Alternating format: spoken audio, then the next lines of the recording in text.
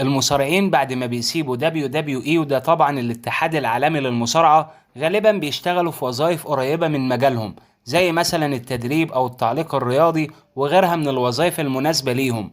لكن الغير متوقع إن في مصارعين اشتغلوا في مهن بعيدة كل البعد عن مجال خبراتهم، زي التمثيل والمطافي والمطاعم وغيرها.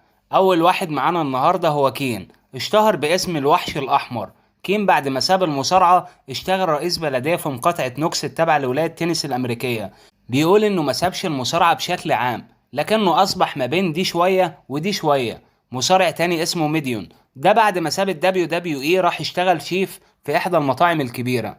والناس بقى بتقولك لو هتاخد من إيده وجبة خليك حذر جدا، وإنك ما تذكرهوش بالماضي بتاعه علشان ممكن يعملك انت ذات نفسك وجبة. المصارع بورشيل اشتهر بانه قرصان المصارعة، وده بعد ما ساب WWE راح يشتغل رجل مطافي، وبعدها بفترة اشتغل سواق عربية اسعاف. وقال انا ما لقيتش قدامي وظائف كبيرة ابدا، وهو ده كان المتاح بالنسبة لي.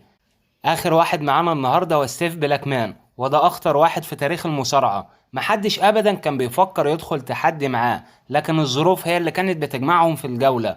ستيف راح يشتغل ضامن كفالة، والمهنة دي باختصار انه يحضر المجرمين المطلوبين للعدالة، ودي بتعتبر من اقل المهن الموجودة في المجتمع. لو عجبك الفيديو اضغط لايك واشترك في القناة وقول لي رأيك في التعليقات، وروح شارك المحتوى دلوقتي علشان القناة تكبر بيك. سلام.